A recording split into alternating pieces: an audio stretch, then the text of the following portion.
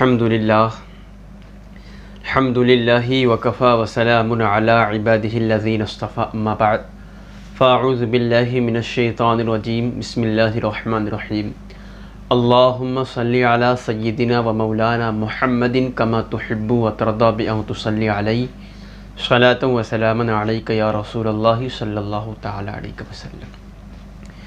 बिरादरान मिल्लत इस्लामिया, जैसा कि आपने 1 रमज़ान से लेकर 27 रमज़ान तक मुख्तसर तफसीर कुरान का सिलसिला आपने देखा और समाअत किया, और जैसा कि मस्जिद सग़रा बाग में 1 रमज़ान से 21 रमज़ान तक दरस मसाइल का सिलसिला अल्लाह के फ़ज़ल से अच्छा रहा, आज ये अलविदाई प्रोग्राम ये हमारा आपके सामने मौजूद है।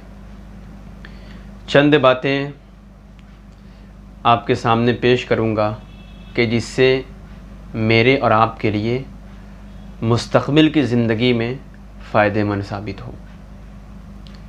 रब का बेपनाह फ़ज़ल व एहसान है कि अल्लाह सुब्हानहू व तआला ने हमें चुना तो इंसानों की सफ़ में चुना। बेपनाह फ़ज़ल व एहसान है कि उसने हमें जानवर या किसी और की नस्ल में पैदा नहीं किया, बल्कि अल्लाह का बेपनाह करोड़ों शुक्र व एहसान है कि उसने अल्हम्दुलिल्लाह हमें मुसलमान बनाया, साहिब इल्म बनाया, और साथ ही साथ हमें खैर उम्मत अपने महबूब का उम्मती बनाया। ये बहुत बड़ी सआदतमंदी की बात है। और रब का ये बेपनाह फ़ज़ल व एहसान ये भी है कि उसने हमें रमज़ान जैसी बाबरकत महीनों से नवाजा। ये अल्लाह का बहुत बड़ा एहसान है।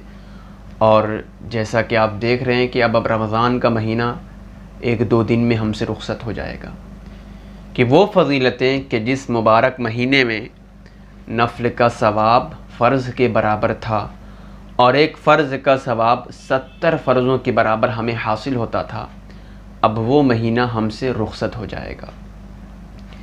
मैं चंद बातें इसी ताल्लुक़ से आपके सामने पेश करूँगा कि जो तफ़सीर कुरान या दरस मसाइल में आप शामिल रहें, तो कोशिश करें कि कहीं ना कहीं जो बातें हमारे अंदर ख़ामियाँ हों उस पर अमल पैरा उसको अमल में लाने की कोशिश करें, क्योंकि हर इंसान अपने अमल का ज़िम्मेदार है।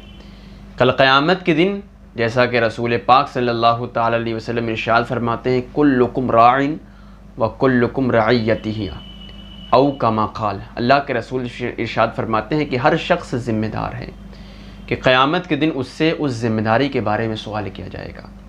तो कहीं ना कहीं जो बातें हमारे लिए फ़ायदेमंद हैं हम उस पर अमल करने की कोशिश करें।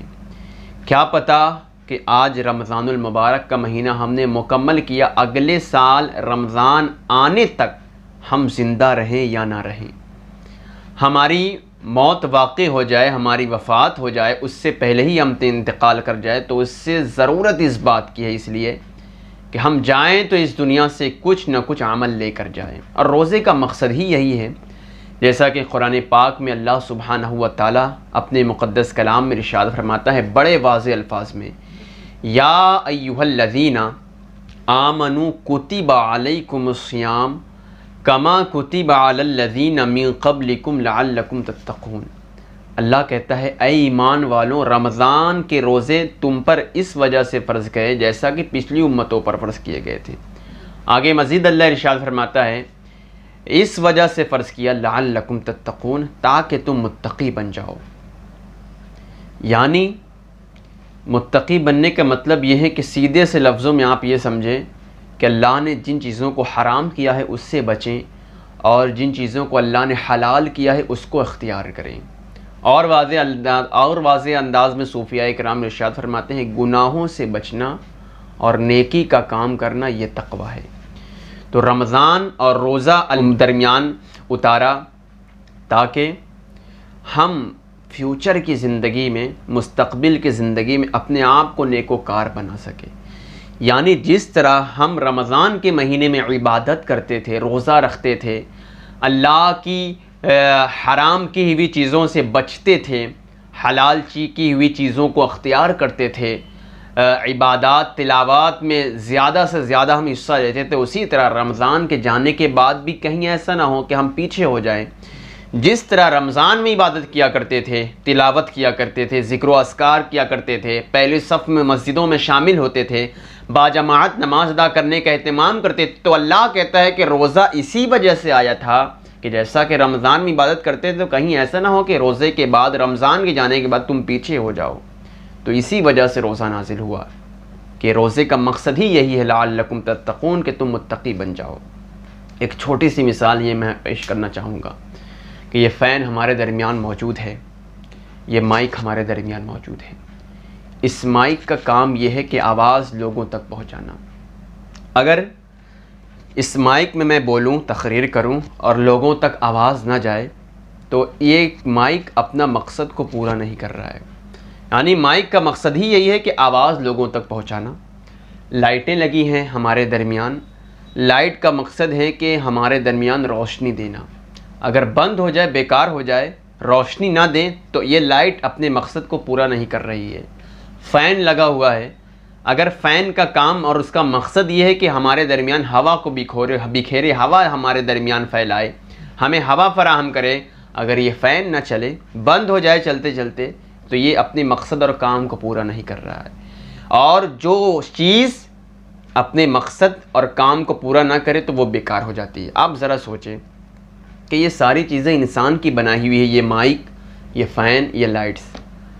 जब इंसान की बनाई हुई चीज़ अपने मकसद को पूरा ना करे, माइक ख़राब हुआ, मकसद पूरा नहीं करे, हमने फेंका, लाइट ख़राब हुई, मकसद को पूरा ना किया, फेंक दिया, फ़ैन ख़राब हुआ, मकसद को पूरा ना किया, फेंक दिया गया, तब ज़रा सोचो इंसान की बनाई हुई चीज़ अगर उस चीज़ का मकसद नहीं मिलता तो बेकार हो जाता है।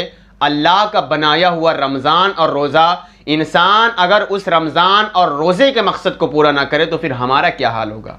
यही वजह कि हमारे दिलो दिमाग में इतना स्याह हो जाता है हमारा दिल कि हमें गुनाह और नेकी का अंदाज़ा नहीं हो पाता, हम भूल जाते हैं सारी चीज़ें। तो ज़रूरत इस बात की है कि रोज़े का मकसद ही यही है कि इंसान फ्यूचर की अपनी ज़िंदगी में, मुस्तक़बिल की ज़िंदगी में अपने आप को जैसा रमज़ान में इबादत में गुजारता था उसी तरह आगे भी रमज़ान में गुजारे।